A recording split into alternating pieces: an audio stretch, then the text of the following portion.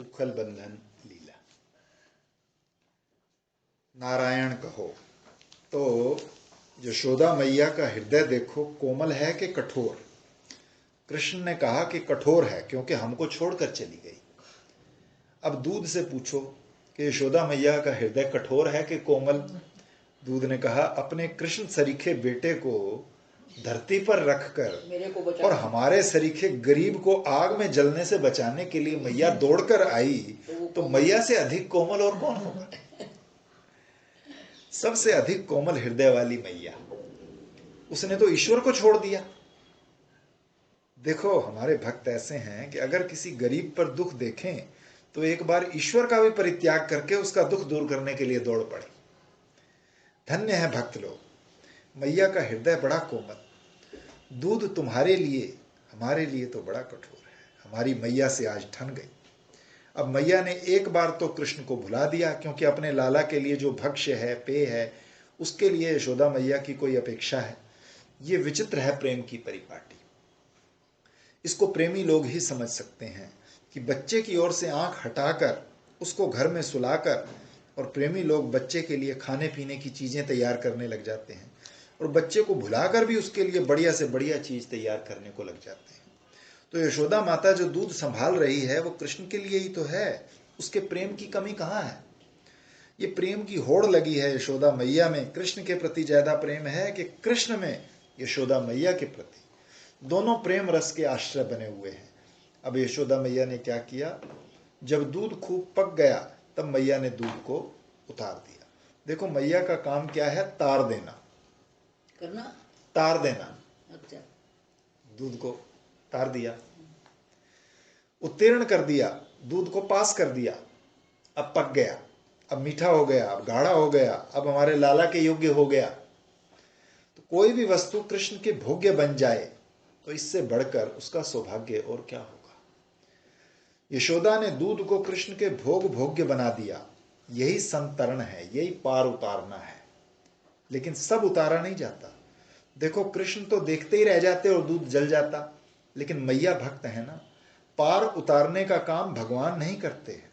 इसीलिए मैया ने दूध को उतारा। उस ताप से, जिस ताप से वो तप्त हो रहा था, उससे मैया ने मुक्त किया। यही उतारना है। और कब उतारा, सबको क्यों नहीं उतार देते। कई लोग महाराज दुकान पर जाते हैं तो ग्राहक पर जोर डालते हैं, तुम हमारा सौदा खरीद लो, हमसे व्यापार करो। और दुकानदार के पास जाते हैं तो उसके ऊपर भी जोर डालते हैं, तुम हमको सौदा दे दो। और भक्त के पास जाते हैं, कहते हैं हमें भगवान से मिला दो। माने उनकी आदत होती है, समझते हैं कि सट्टे में बहुत जोर देकर जैसे बात कही जाती है, ऐसे भगवान के बारे में जब जोर देकर बात कही जाए तो वो मान्य हो जाती है। अगर सबको भगवान मिलने लग जाएं तो ऊंट को क्यों नहीं मिलते, बैल को क्यों नहीं मिलते, भेड़ बकरी को क्यों नहीं मिलते, तुमको ही क्यों मिले। क्या तुम्हारे सुरखार के पर जुड़े हैं कि ईश्वर आकर तुमको मिले और कोई भक्त तुमको मिलाए। कोई विशेष बात तो होनी चाहिए ना। तो जब अंतःकरण में ठीक ठीक परिपाक हो जाता है, पक जाता है अंतःकरण, पक्का के कच्चा। जब तक उफान आए तब तक कच्चा, और जब उफान आना बंद हो जाए तब पक्का। दूध में भी उफान तभी तक आता है जब तक वो कच्चा रहता है। जब पक जाता है तब उफान नहीं आता। ये जो आवेश आते हैं ना कीर्तन में, भजन में, प्रेम में, ये सब उसकी कच्चाई के लक्षण है। क्रोध में आवेश आना भी क्रोध की कच्चाई का लक्षण है।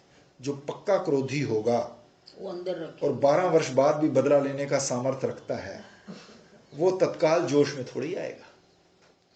तत्काल तो आपको टाल देगा, मन में सोचेगा अच्छा बाद में समझेंगे इसे। पक्का क्रोधी तुरंत आवेश में नहीं आता। पक्का कामी तत्काल आवेश में नहीं आता। तो जीवन में जो आवेश है, उफान है, ये अंतःकरण के कच्चेपन का लक्षण है। भक्ति भी परिपक्व होनी चाहिए। जब भक्ति पकती है तब वो मीठी होती है, और जितनी जितनी मीठी होती है। उफान का मतलब ये है कि आवेश में आके हम छोड़ रहे हैं घर को, हम जा रहे हैं वृंदावन, और वृंदावन आके जब 2-4 चपेट लगी इधर उधर से, किसी दिन रोटी नहीं मिली या किसी दिन कमरा नहीं मिला, अरे वृंदावन में क्या करना है, चलो वापस। ये कचाई। किसी को मकान का कष्ट हुआ, मकान का कष्ट हुआ या कोई सुविधाओं का, तो फटाफट बोला छोड़ो जी, वृंदावन रहने वाली वस्तु नहीं है, आओ जाओ, तो ठीक है। तो ऐसे वृंदावन वास कचाई से नहीं मिलता। यही अर्थ है। जब तक हमारी निष्ठा ना हो इसमें तो ऐसा नहीं। बहुत सच, सत्य। कितने लोग आते हैं और चले जाते हैं। तो जब भक्ति पकती है, जितनी जितनी मीठी होती है उतनी उतनी भगवान के योग्य होती जाती है। तो वही बात हुई ना, दृढ़ विश्वास। सभी चीज में दृढ़ विश्वास होना चाहिए, चाहे किसी के कहने पर हो जाए या किसी घटना से हो जाए। अब ये क्या जानती थी वृंदावन को, इसका गुरु कह गया, और ये मेरे को जानती नहीं थी। हम इतने साल, 13 साल, 11 साल, 12 साल, तो ये थोड़ी हमको जानती थी। विश्वास कर लिया, गुरु ने कहा मैं चला जाऊंगा तो तुम उसके पास चली जाना, बस यही कहना, मैं चला जाऊंगा। ये लोग जब आए ना तो इसके गुरु ने मुझे लिखा, भाई वो बड़े घर की औरतें हैं, उनके लिए कमरे रिजर्व करा देना जयपुरिया में। करा देंगे, मैंने कमरे 3 कमरे बुक करा दिए।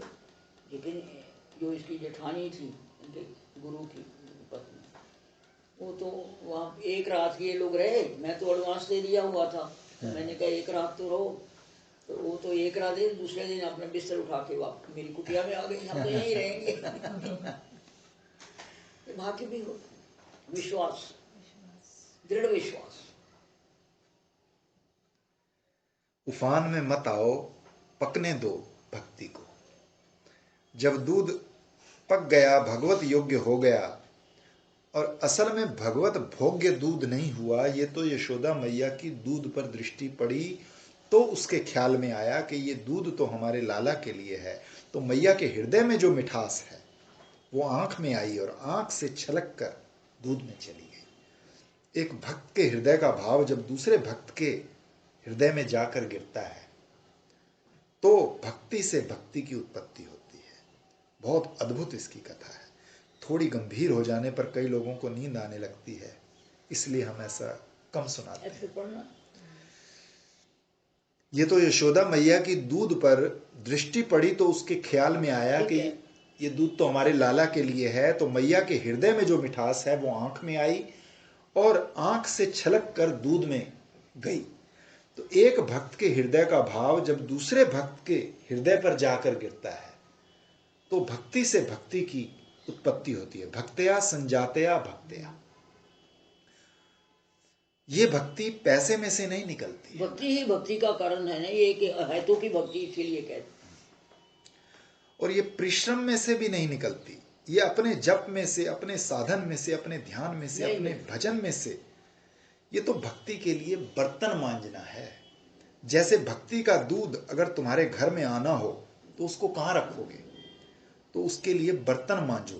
तो ये दूध आता कहाँ से है, वो जहाँ रहता है वहां से आता है। तो एक भक्त के हृदय से निकलकर भक्ति दूसरे भक्त के हृदय में आती है। ये गुरु की कृपा ही है ना, जो झट से कहें लो मैं सब कुछ देता हूँ, ये छूटा और वो मिला, कुछ करने की जरूरत नहीं। तो ये उनके हृदय की बात है ना। अब हम लोगों को विश्वास ना हो तो करो मेहनत। और दूसरे भक्त का हृदय वो तो बर्तन है। वो जप तप संयम व्रत नियम पूजा जो कुछ उसने किया वो तो दिल को मांजना हुआ। बोले कि भाई हम भक्त लोग भी पहचान पहचान कर भक्ति देते हैं। हाँ, ये देखो। तो देखो इसमें भी एक बात है, भक्त 3 तरह के होते हैं। एक तो वो जो सब में भगवान को देखते हैं, वो देने लेने का काम नहीं करते। वो तो सर्वत्र देखते हैं भगवान और उनमें मग्न है। एक मध्यम कोटि के भक्त होते हैं जो ईश्वर को तो प्रेम करते हैं और भक्त से मैत्री करते हैं और दुखी पर दया करते हैं और पापी की निंदक की उपेक्षा करते हैं। ये मध्यम कोटि, ये मध्यम कोटि। मध्यम और प्राकृत। कनिष्ठ नहीं कहा कि उनके भागवत की लैंग्वेज बड़ी अच्छी है ना, कनिष्ठ नहीं कहा, मत प्राकृत, तीसरे टाइप के प्राकृत। जो ईश्वर से प्रेम, भक्त से मैत्री, दुखी पर दया और पापी की उपेक्षा करते हैं, वो दया करके अपने हृदय की भक्ति अपने हृदय से निकाल निकाल कर दूसरे के हृदय में भी डालते रहते हैं।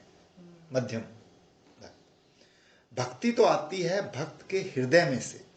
और ये जो जप तप संयम नियम आदि जितने हैं, ये सब काहे के लिए हैं? ये अपने बर्तन को मांजने के लिए, जिसमें वो बढ़िया दूध रखेंगे। ये भक्ति का दूध है जिसको भगवान पीते हैं। जो राधा रानी ने गोपियों को बांटा, गोपियों ने गोपों को बांटा, गोपों ने संपूर्ण ब्रजवासियों को बांटा और संपूर्ण ब्रजवासियों ने सारी सृष्टि को बांटा। उसी का कण कण, उसी का ये प्रसाद, उसी की ये कणिका है जो सृष्टि में फैली हुई है। ये भक्ति रूप दूध के धनी तो वही है। तो जब मैया ने देखा कि दूध पक गया है, माने बर्तन साफ है, दूध बिल्कुल पका हुआ है, तो उसको उतार दिया, माने श्री कृष्ण के भोग के योग्य स्थापित कर दिया। अब लौटी कृष्ण की ओर। मैया ने सोचा था कि बहुत बढ़िया काम किया है कि लाला के लिए परिपक्व मीठा दूध तैयार करके रखा है, लाला बड़ा खुश होगा। तो वहां जाकर देखती है तो लाला का पता नहीं, गायब है। जो लोग दूसरों को पार उतारने में लग जाते हैं वो कभी कभी डूब भी जाते हैं, कभी कभी डूब भी जाते हैं। अब यहां तो कृष्ण ही नहीं, तो कृष्ण का तो नियम है कि उनको देखते रहो तो तुम्हारे सामने, और नजर उनके ऊपर से हटाकर दूसरे पर ले जाओ तो गायब। ये तो नजर का खेल है। कृष्ण जो है वो आंख का प्रेमी है। उसकी आंख से आंख मिलाए रखो तो वो तुम्हारे सामने से नहीं हटेगा। आंखों की प्रीति है ये। नयन का अर्थ जानते हैं आप? आने बोलते हैं तो क्या समझे आप? ले आना। और नयन माने ले जाना, माने आदमी आंख से देख देख कर चलता है। जो आदमी को जाने में मदद करे उसका नाम नयन। बोले कि हम तो पांव से जगह पर पहुंचते हैं। भाई पांव से पहुंचते हो सो तो पहुंचते हो, नयन ना हो तो कहां से पहुंचोगे? तो नयन माने ले जाने वाला। इसी से नेता भी बनता है, अभिनेता प्रणेता सब इसी में है। ये कृष्ण नयन का प्रेमी है। आंख से आंख मिलाओ, कृष्ण तुम्हारे सामने, और जहां आंख दूसरी ओर गई कि गायब। अब मैया ने वहां प्रवेश किया तो क्या देखती है? वो तो समझती थी कि वहां खड़ा होगा, रोता होगा। वो तो दूध का लोभी, जरा छाती से लगाया कि पीने लगेगा गुटर गुटर और रोना छूट जाएगा, या एक बार फिर मुस्कुराकर चूम लिया तो खुश हो जाएगा। पर यहां तो बाबा मिला कि नहीं। मिला यहां क्या? दही का मटका। दही का मटका मिला, दही भी नहीं मिला। अरे भाई दही का मटका तो है, दही कहां गया? बोले कि भगनम विलोक्य, फोड़ा हुआ दही का मटका फोड़ दिया। ये तो कैसे फोड़ा? इतना सूक्ष्म छेद कि मटका तो ज्यों का त्यों बना हुआ है, दही सब का सब बह गया। देखा बंदर वंदर तो कुछ है नहीं, कोई खाने पीने वाला दूसरा आया नहीं। असल में आदमी को जो भी काम करना हो तो बुद्धिमानी से ठीक ढंग से सोच विचार कर करना चाहिए। अगर कभी कोई चीज तोड़नी भी हो तो उसको बेढंग से नहीं तोड़ना चाहिए, सावधानी से तोड़ना चाहिए। अब जब तोड़ना ही है तो उसमें सावधानी क्या? नहीं, सावधानी होने से तुम्हारा मन सावधान रहने लगेगा।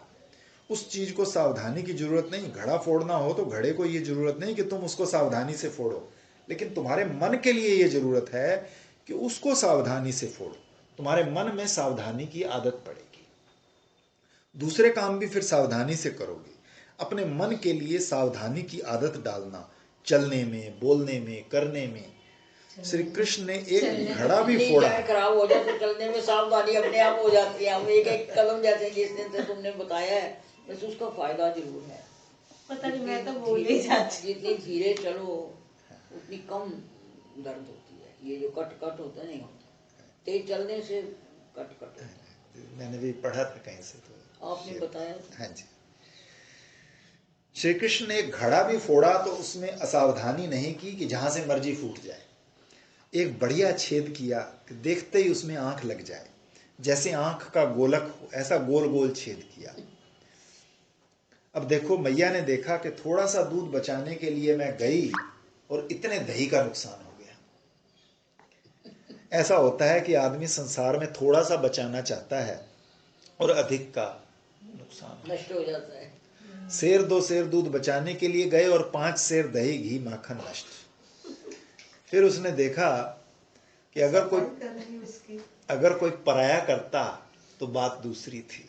ये तो अपने अपना ही बेटा, देखने में यह आता है कि माँ की कोई चीज हो तो बेटा उसकी रक्षा करता है, बचाता है, और यहाँ अपना ही बेटा हानि करने पर तुला है। तो हंसी आ गई। देखो ना, इससे अच्छा तो यही होता कि मैं कन्हैया को गोद में ही रखती, दूध के पास ना जाती, वो दूध भी पीता, दही माखन भी बचा रहता, सेर 2 सेर दूध गिर भी जाता तो क्या बात थी। तो जहाज हंसी आ गई। अब देखा कि देखो, फोड़ने में बुद्धिमानी, फोड़ने में माँ, जो माँ पर गुस्सा है वो गुस्सा नहीं, प्रेम है, ये बात भूलना नहीं। क्यों मटका फोड़ा, क्यों दही खराब किया? इसलिए कि मैया हमको छोड़कर क्यों गई। मानो चाहता क्या है? चाहता ये है कि मैया हमको छोड़कर ना जाए, हमको अपनी गोद में रखे। तो बालक का अपनी माता के साथ कितना प्रेम है कि एक क्षण के लिए भी अपनी माता को छोड़ना नहीं चाहता। तो ये क्रोध तो अपनी माता के प्रति प्रेम का ही द्योतक है ना।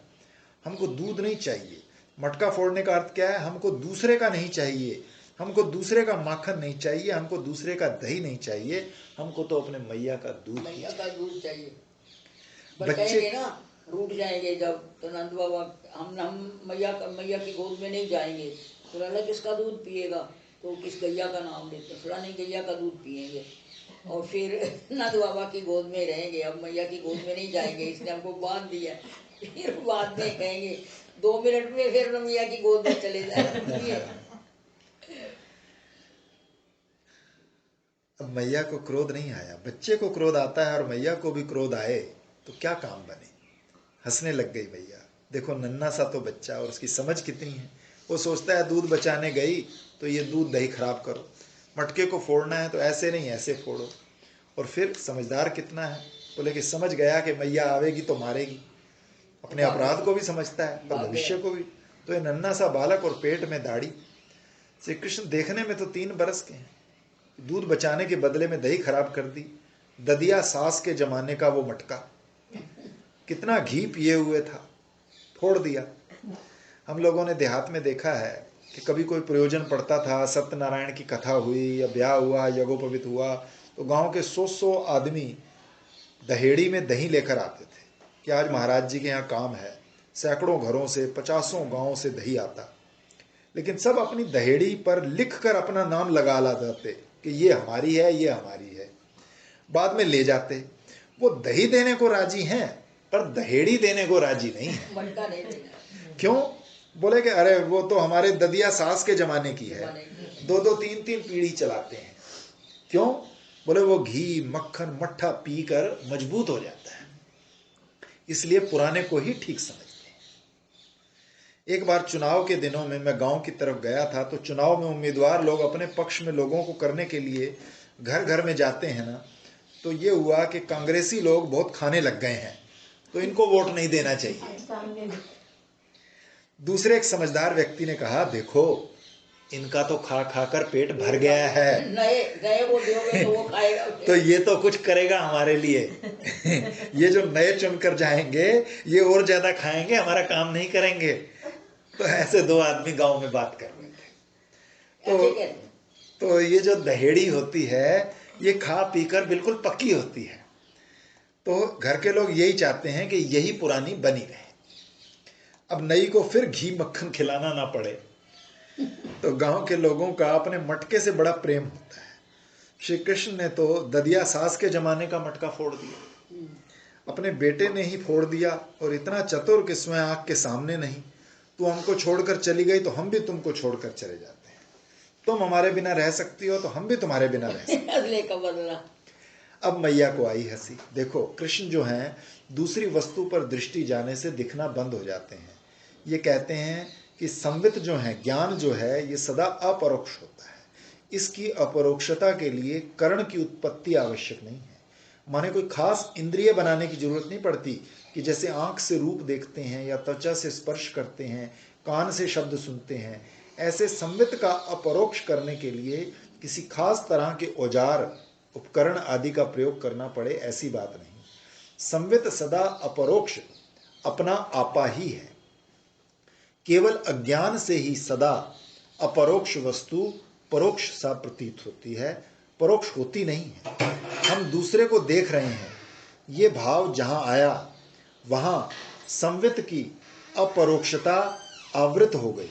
हैं तो कृष्ण वहीं, परंतु मैया को वहां दिखते नहीं। अब देखा तो कैसे देखा? चारों तरफ आंख दौड़ाया,